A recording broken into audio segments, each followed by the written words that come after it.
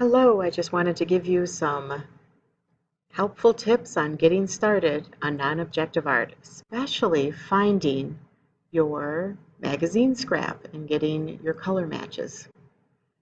So the first step is you do need to hide a magazine scrap and match the colors. So what kind of colors do you like to work with? So you can see that person, they liked to work with oranges and reds. So their magazine scrap is right here. They made sure not to color on it. They worked hard blending colors together around it to get it to match.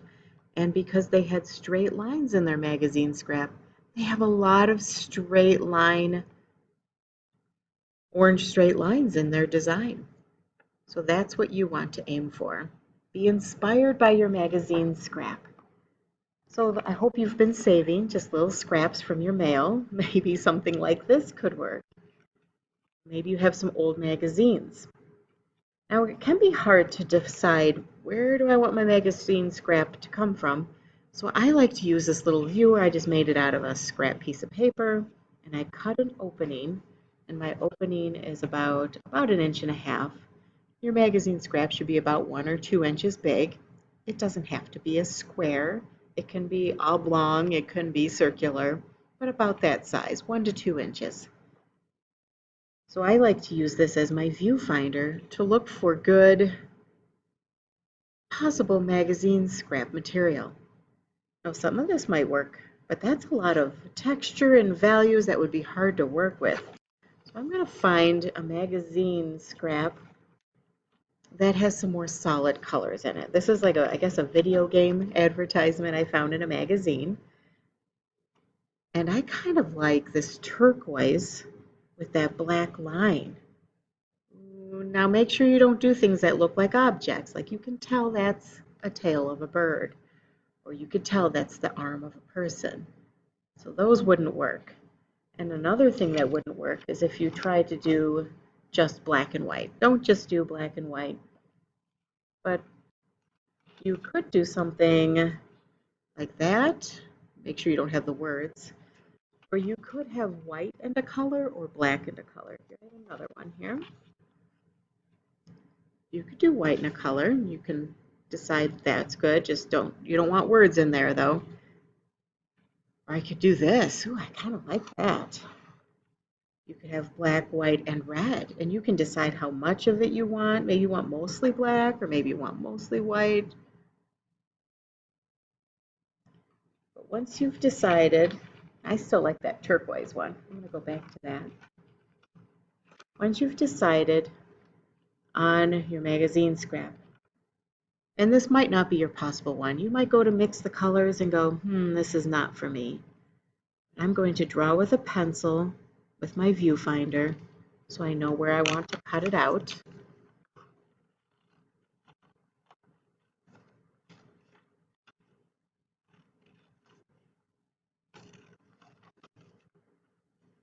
Hopefully you have scissors at home. And that's going to be my magazine scrap. Now I still see some pencil lines on there. You don't want to erase that because it will rub the color off of your magazine. So I'm just going to trim it up a little bit. That's why it's good to use a viewfinder that's bigger than 1 inch. Right now I'm ready to start planning my rough draft. So I need my scrap rough draft paper. I just have some white paper here. And where am I going to put this on there? You don't have to really decide right now, but you want to start thinking about maybe continuing the design. Like if I have a black line in there, I should have lots of black line in my non-objective design. This turquoise should be in lots of places too. Let's see if I can even match that turquoise. Time for some color blending skills. Let's see, I might want to do a combination of a few colors. And it matters what order you put them in too. So make sure you don't color on your magazine scrap. That looks like it needs more green. It's too blue. I don't think those are good. What if I blend some green with that? Ooh, that's getting closer. think it's too bright. I need to dull it down with some gray. Oh, wow, that's getting good. Actually, I really like that gray. Let me try it in another spot.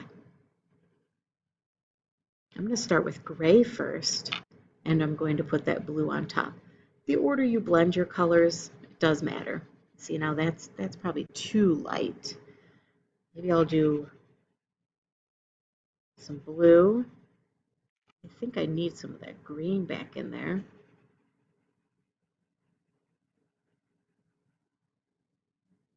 Now I can add some gray to it. So I'm blending 3 colors together, and I'm getting pretty close there. It does look closer face to face than it does on the screen. You can kind of see how you want to try and match the colors. And I just have one main color to match because I could even use Sharpie for that black line. But I can try color pencil too. See if that continues. Yeah, that should be easy to match. It is kind of easy to match black and sometimes not as easy to match white because white magazine scraps can have some deceiving kind of gray undertones to them. Sometimes I even have students add a little bit of pencil, kind of rub it around to get a little bit of gray if you need to.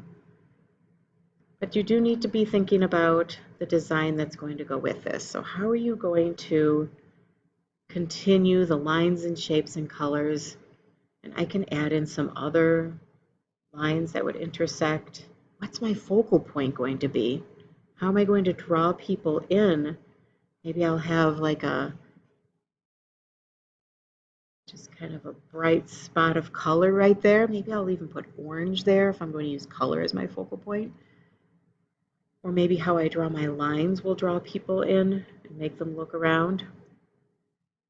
So that's when you get to kind of design, based on your magazine scrap, your lines and shapes and colors that go with your magazine scrap. So make sure you watch that video on how to make non-objective art and start finding a magazine scrap that you want to work with. Now, if this one didn't work out, put it aside and try another one. It's okay. That's why you want to kind of start with your magazine scrap, see if you can match the colors, and then go from there. Don't lose that scrap. It does need to be glued onto your final, glued or taped. All right, have fun finding interesting line shapes and colors.